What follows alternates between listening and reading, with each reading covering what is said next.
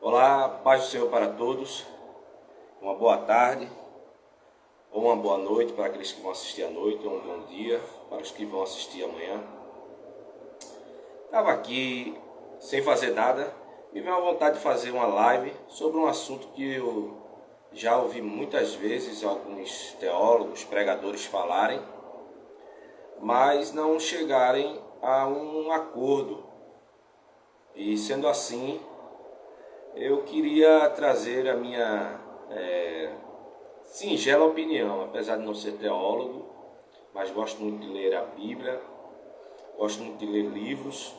Sendo assim, eu quero emitir a minha singela opinião.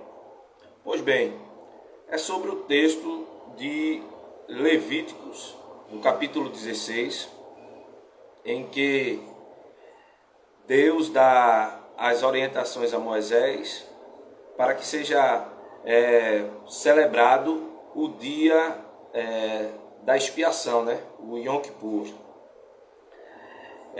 E nessa data, era uma data muito especial, comemorada pelos judeus, a data mais solene, porque era o dia da expiação. E, como diz a palavra, Yom Kippur quer dizer dia da expiação, e a tradução Kippur vem de uma palavra kapar, que quer dizer cobrir, não é? Logo entendemos que também esta palavra não dá o sentido do perfeito, do qual o sacrifício de Cristo é perfeito, porque enquanto Kippur quer dizer cobrir, João diz que o Cordeiro de Deus tira o pecado do mundo, que é diferente. Cobrir é somente como se fosse esconder, não é? E tirar é retirar.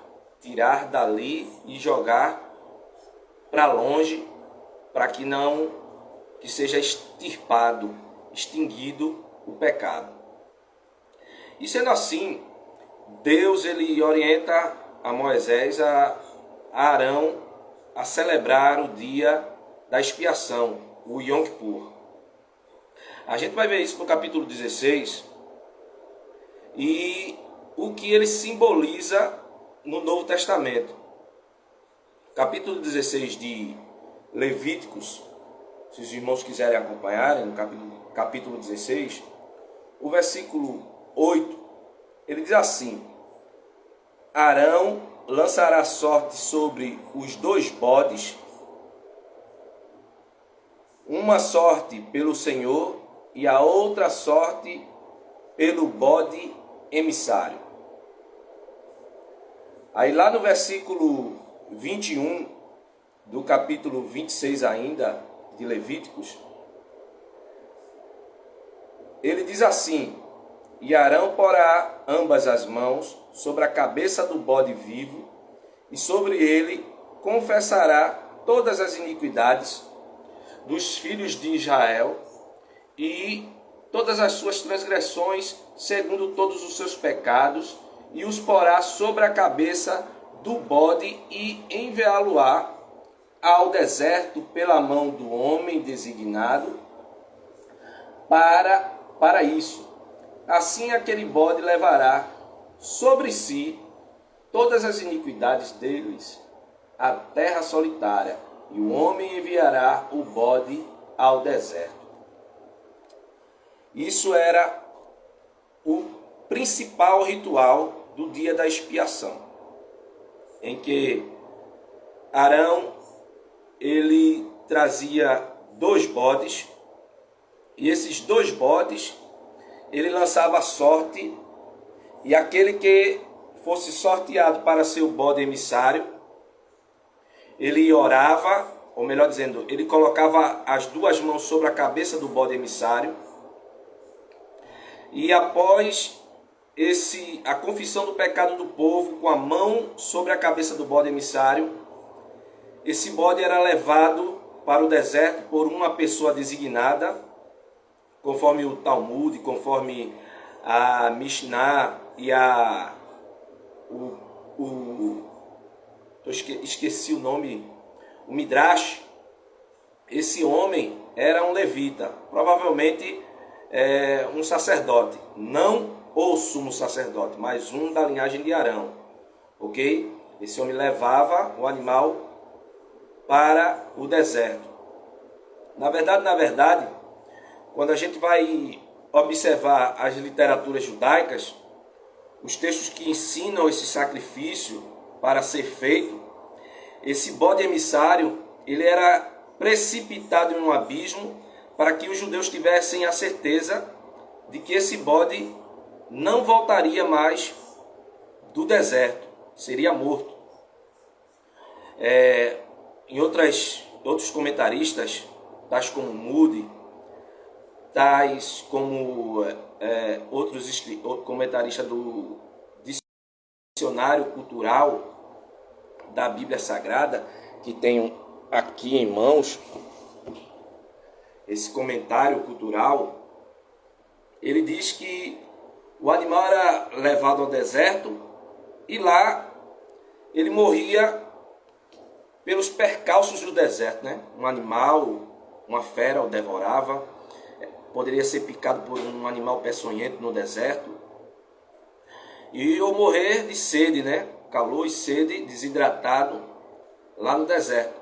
Porém, os sacerdotes, né, que eram designados para levar esse animal, eles preferiam lançá-lo em precipício para não ter a dúvida de que o animal morreria, para ele que levava o pecado do povo de Israel para o deserto não voltasse.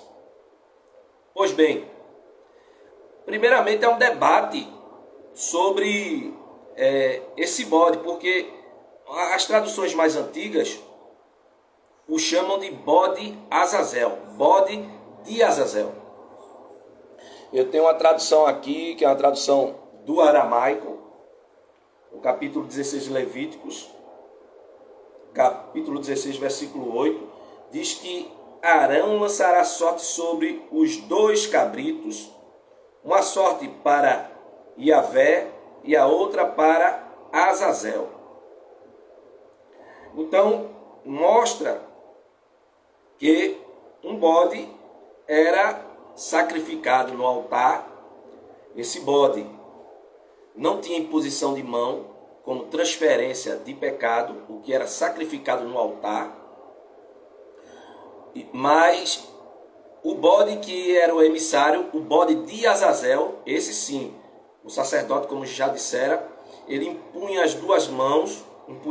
as duas mãos sobre o animal, confessando o pecado do povo com a mão sobre a cabeça do animal, e este era levado para o deserto por uma pessoa designada.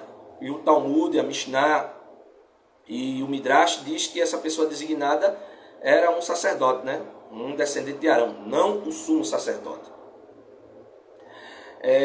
Conforme este livro, Festas Judaicas, de Grady Shannon, as festas judaicas, ele diz que esse sacrifício só foi feito apenas uma vez, que foi no dia, eu posso estar interpretando mal, porque é muita leitura, mas só foi ocorrido no primeiro dia que foi estabelecido, e de lá para cá não foi realmente feito conforme toda a lei mandava.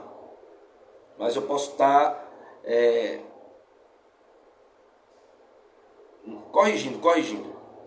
Esses sacrifícios foram feitos várias vezes.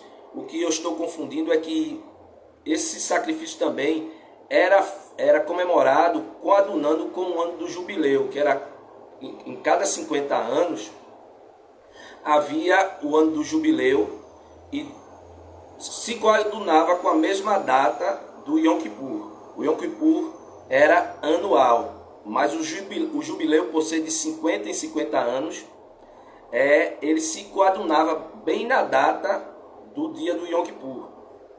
Ok? Corrigindo o que eu disse.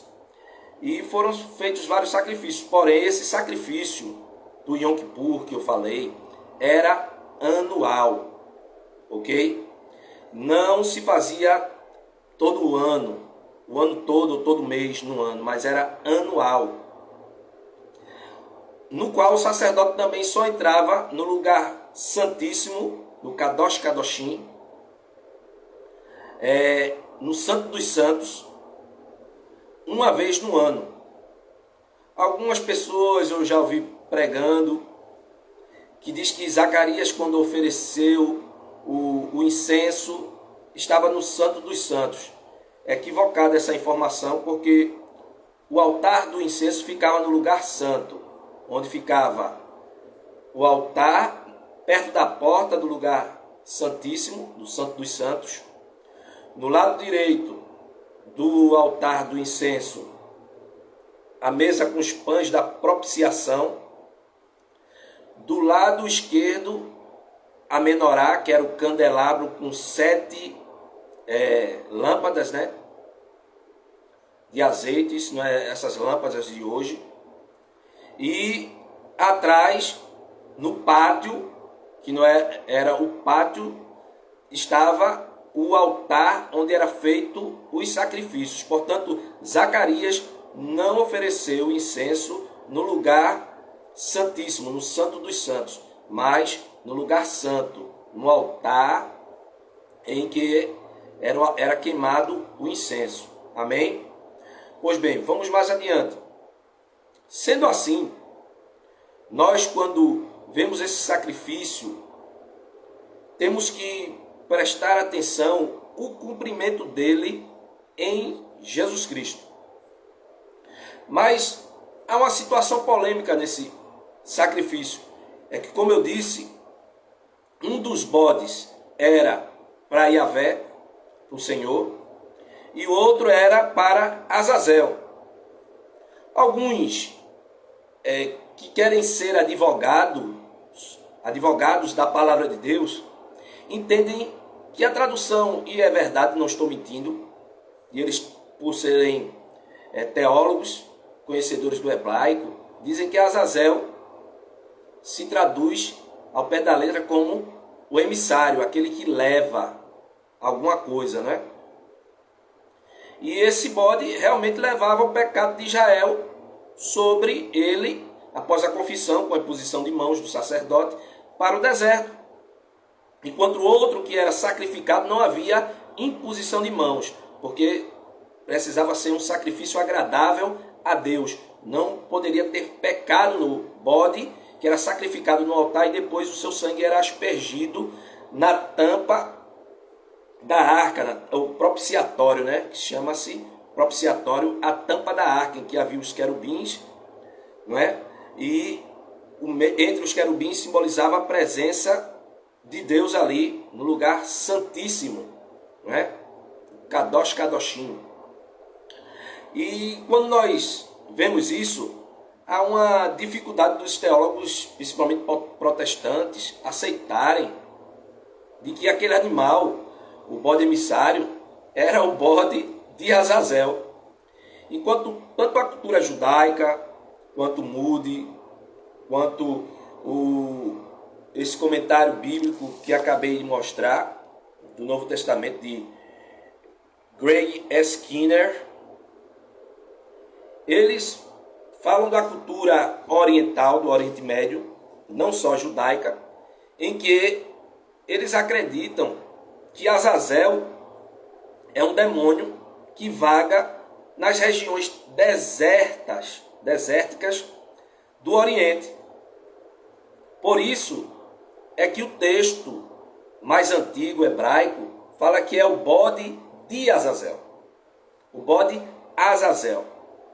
E o versículo 21 de Levíticos, do capítulo 16, ele mostra que esse bode, ele era levado, era o bode emissário, levado para Azazel. Aí acompanha aí a leitura do capítulo 16, versículo 21, eu vou ler nessa tradução aqui, a Bíblia Peshitta, que dizem que é do aramaico, que diz que esse bode era o bode de Azazel. Versículo 21, do capítulo 16 de Levítico. E Arão imporá suas duas mãos sobre a cabeça do cabrito vivo e confessará sobre ele toda a transgressão dos filhos de Israel e toda a iniquidade e todos os seus pecados, pondo sobre a cabeça do cabrito. Depois o enviará ao deserto por meio de um homem preparado para isso, e levará sobre si todas as iniquidades e terá desolada. O homem deixará o cabrito no deserto. Então, a Bíblia nos mostra claramente que este bode, no versículo 8, né? No fim ele diz que um é para Yahvé e o outro para, com a finalidade, para Azazel. Não tem nenhuma dificuldade em interpretar o texto. O que acontece? Como já disse, a cultura do Oriente Médio acredita que vagava um demônio por nome Azazel no deserto, conforme Moody, conforme Greg S. Skinner, conforme também Grant Shannon. Eles acreditavam que vagava um demônio. E mais na frente a gente vai provar isso. Não que este sacrifício desse bode emissário ou de Azazel era em homenagem ao demônio ou a Satanás, de maneira alguma. Mas o que dá a entender que este bode era como uma afronta. Porque primeiro bode, segundo bode, era levado para ser morto no altar, mas não havia confissão de pecado com imposição de mãos sobre o bode que era sacrificado no altar. O que era levado para Yahvé, para dentro do... Ou seja, era sacrificado no altar e depois aspergido o seu sangue na tampa da arca, o propiciatório. Ok? Não havia confissão de pecado, portanto não havia pecado no bode que era sacrificado. Mas o bode de Azazel, ele levava o pecado da humanidade, era como se fosse uma afronta a Satanás, dizendo assim, olha, foi você que causou, foi você que tentou o homem, então é isso que você merece, o pecado da humanidade para você. Então, o bode emissário, o bode de Azazel, levava o pecado de Israel para o deserto, para o diabo, como se fosse uma afronta, dizendo, foi você que gerou, fique para você. É assim que o texto dá a entender. E quando nós vemos isso, a Bíblia nos mostra, amados irmãos, lá em Hebreus, no capítulo 10, que o versículo 1, que diz assim, porque tendo a lei a sombra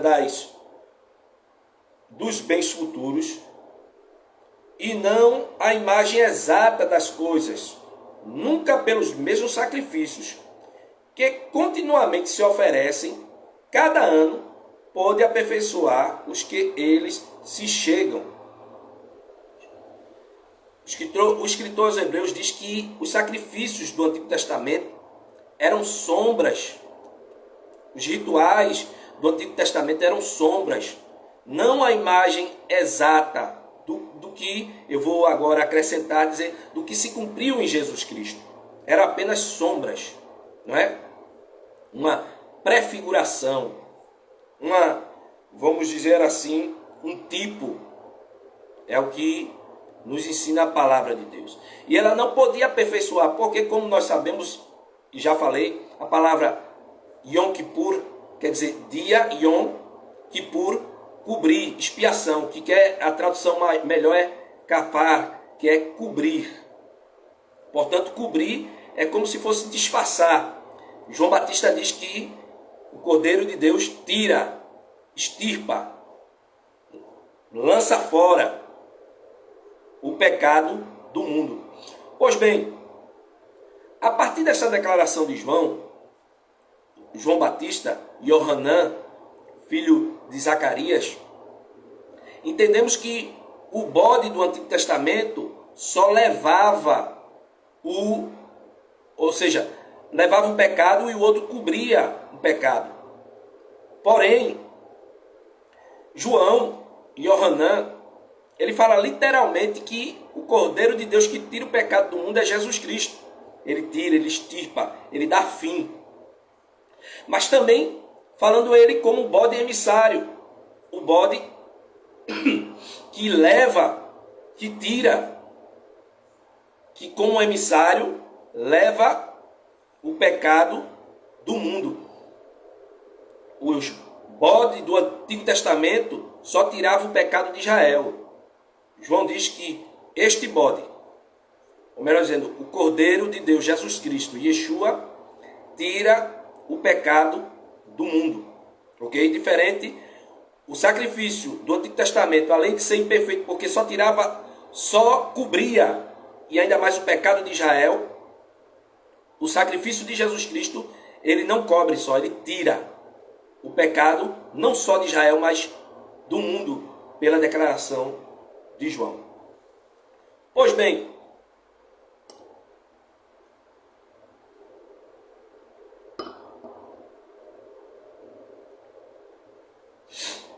e como eu já disse que a lei são sombras das coisas futuras, o escritor aos Hebreus entende muito bem que todas as cerimônias da lei se cumprem em Cristo.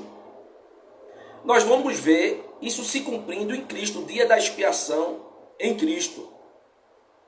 Não totalmente o dia da expiação, mas a parte que se cumpre o bode de Azazel em Jesus Cristo.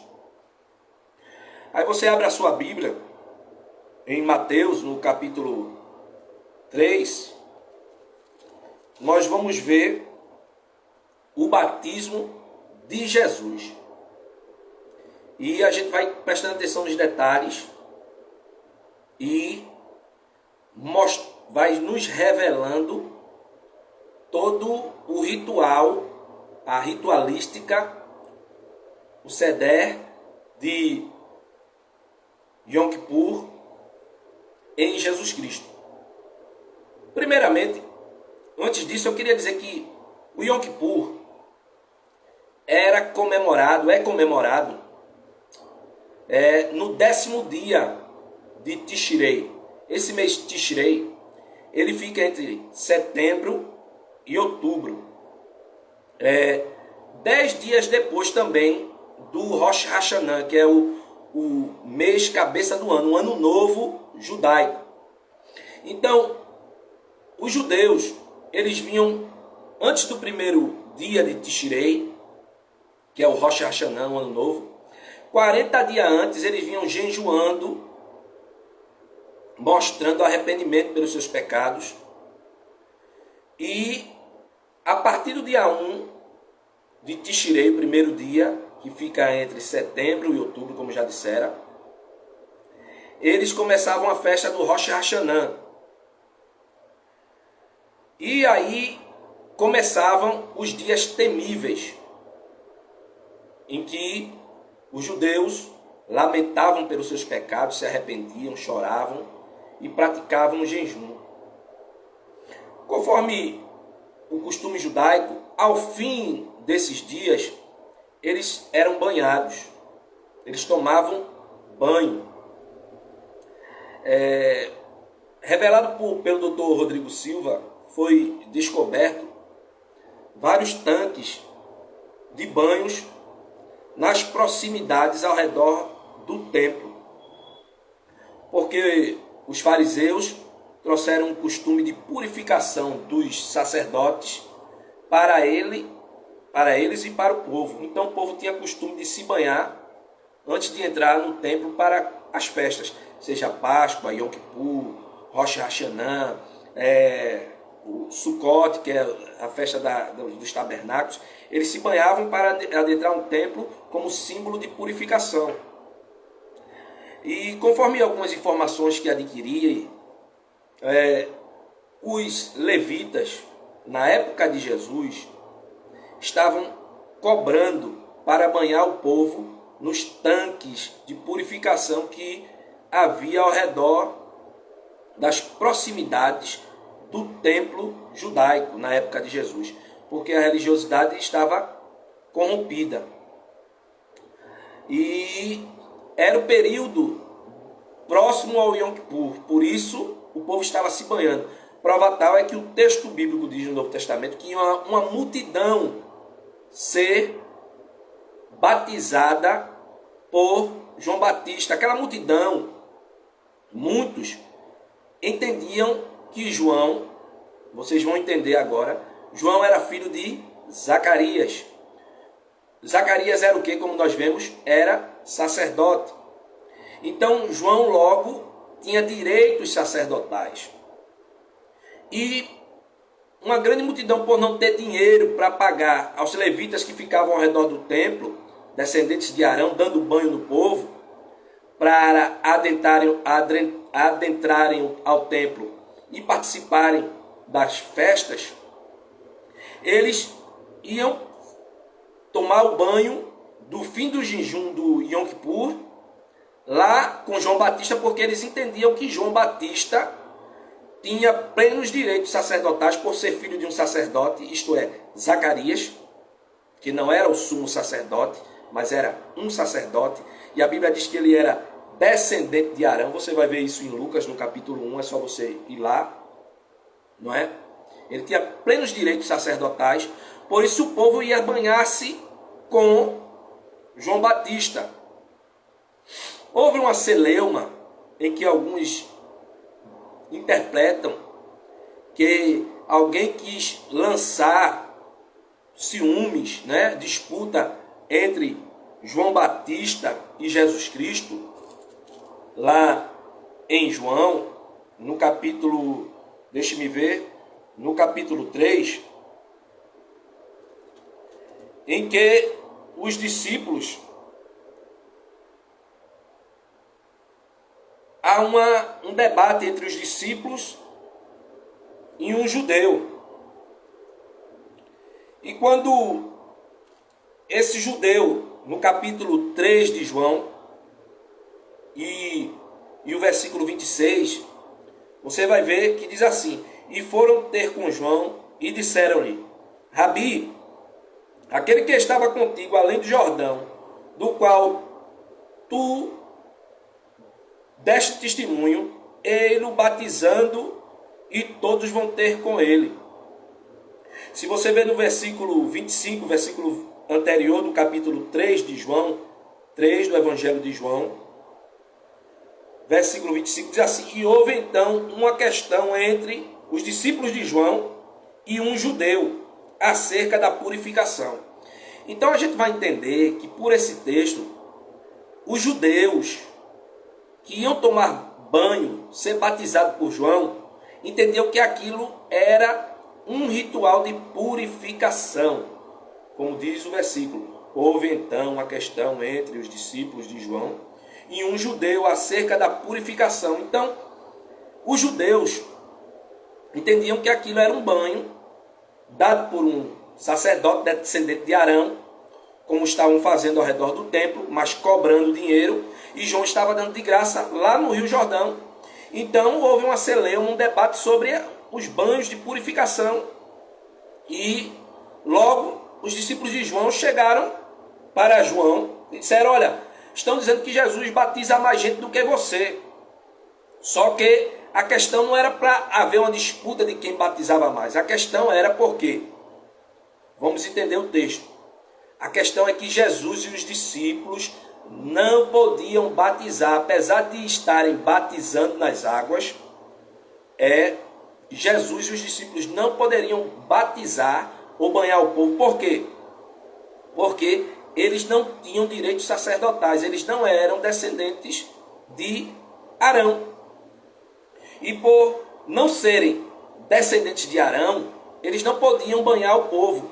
Por isso criou-se esse debate. E se você for vendo mais adiante no capítulo 3 de João, você vai ver que quando chega essas informações, no capítulo 3 de João, quando essas informações chegam a Jesus, capítulo 4 do Evangelho de João, e o versículo 3 diz assim: e deixou a Judéia e foi outra vez para a Galiléia. Por quê? Porque ele sabia que ele poderia sofrer uma pena capital, ele poderia ser apedrejado, morto, porque ele estava praticando o batismo, e os discípulos também não eram descendentes de Arão, e isso era um ultraje, era uma blasfêmia, era um pecado, e só quem poderia exercer os banhos no povo eram os descendentes de Arão, e João era descendente de Arão, porque era filho de Zacarias, descendente de Arão, sacerdote, logo tinha direitos, plenos direitos sacerdotais. E agora, quando Jesus se aproxima de João, o Evangelho de João diz assim: eis o Cordeiro de Deus que tira o pecado do mundo. E vem logo após as narrativas do batismo de Jesus Cristo. No Evangelho de Mateus, no capítulo 23, ou melhor dizendo, no capítulo 3, narra o batismo de Jesus por João. Eu não vou ler, mas nos mostra que quando Jesus vai ser batizado, abre-se os céus, ouve-se uma voz, a voz de Deus, dizendo: este é meu filho amado, em quem muito me comprazo. E o Espírito Santo desce em forma corpórea de uma pomba e pousa sobre Jesus Cristo. E assim João agora o batiza, o imerge na água. Ora, primeiro questionamento dentro disso: por que Jesus é batizado se João, o texto diz que João batizava para a remissão dos pecados, e Jesus não tinha pecado? Ora, se Jesus não tinha pecado, o pecado de alguém estava sendo remido. Vamos para a declaração de João. João Batista diz, quando vê Jesus: este tira o pecado do mundo. Dá a entender que é o ato do sumo sacerdote do Antigo Testamento transferindo o pecado de Israel, e desta feita João estava transferindo o pecado do mundo pela imposição de mãos, porque para batizar tem que tocar no indivíduo que está sendo batizado, e simboliza a transmissão do pecado do mundo para Jesus Cristo. E por isso que João diz: este tira o pecado do mundo, como se no Antigo Testamento o Arão confessava o pecado do povo com a mão sobre a cabeça do bode que ia ser levado para o deserto. E aí vai se descortinando todo o sacrifício expiatório, não é, do bode Azazel. João, agora como descendente de Arão, representante sacerdotal, impõe a mão sobre Jesus no batismo, o imerge na água, não para a remissão do pecado dele, mas para a remissão do pecado do mundo, remir, resgatar, pagar, ok? E a Bíblia diz que após ele ser batizado, vamos ver o paralelo do Antigo Testamento para o Novo. Os irmãos viram que lá em Levíticos, no capítulo 16 e o versículo 22, o bode era levado para o deserto. Vamos lá, Levíticos capítulo 16, versículo 22. O cabrito levará sobre si todas as suas iniquidades a uma terra desolada. O homem deixará o cabrito no deserto. Aí a gente vai ver no capítulo 4 do Evangelho de São Mateus, que após Jesus ser batizado no capítulo 3, já no finzinho, versículos 16 e 17, quando saiu da água, aí o capítulo 4 de São Mateus, versículo 1 diz assim: então foi conduzido, isso quer dizer o que? Conduzido, levado, dirigido, Jesus pelo Espírito ao deserto. Veja, do mesmo jeito que o bode de Azazel era conduzido por um sacerdote descendente de Arão, como diz o Talmud, a Mishnah e eu esqueço o nome, o Midrash, não é? O texto bíblico diz por uma pessoa designada, não diz se era um levita, um sacerdote, mas os livros judaicos revelam que era um sacerdote descendente de Arão, que levava esse animal para o deserto. Aí este homem simbolizava o Espírito Santo, que o Evangelho de Mateus diz que o Espírito Santo então foi conduzido, Jesus, pelo Espírito Santo ao deserto. Veja que mistério, que detalhe, que minúcia de detalhe a Bíblia nos revela. Depois da imposição de Arão sobre o bode, e agora João impondo sobre Jesus nas águas batismais no Jordão, transferindo o pecado do mundo para Jesus. Eu quero vos dizer que não descobri isso sozinho, não. Eu li um livro há muito tempo, há mais de 15 anos atrás, do autor chamado Paul C. Jong. O título do livro, se eu não me engano, era Como Receber o Espírito Santo. E ele descreveu sobre o batismo de Jesus e o dia do Yom Kippur. E a partir da leitura desse livro que eu comecei a entender o batismo de Jesus. Porque João, ele em princípio tenta não batizar, dizendo, olha, eu que preciso ser batizado por você, e você que vem a mim. Aí Jesus diz assim, deixa para que se cumpra a justiça. Que justiça? O dia da expiação, a justificação, cumprir o que é feito no Antigo Testamento, que somente cobria, o Yom Kippur cobrir. E agora não, é a justificação completa. Deixa para que se cumpra a justiça. Não a justiça, como alguém entende, Jesus foi batizado somente para dar exemplo. Não. Jesus foi batizado para cumprir o bode Azazel, o bode que era levado para o deserto. E a prova tal é que após o batismo, Jesus é levado pelo Espírito Santo, assim como o bode Azazel era levado também por alguém designado para o deserto. O interessante é que agora vamos provar que Azazel era um demônio. Pois bem, lá no Antigo Testamento, a tradução original chama bode de Azazel. E como eu já disse, a cultura do Oriente Médio acredita que vaga um demônio chamado Azazel no deserto. E quem Jesus encontra após os 40 dias de jejum? Satanás.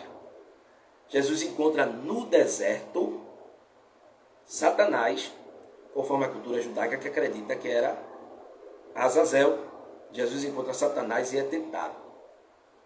Diferente do bode que morria no deserto, Jesus foi, venceu Satanás, porque Satanás o tenta, fazendo que ele transforme a pedra em pão, se precipitasse do pináculo do templo e adorasse a ele.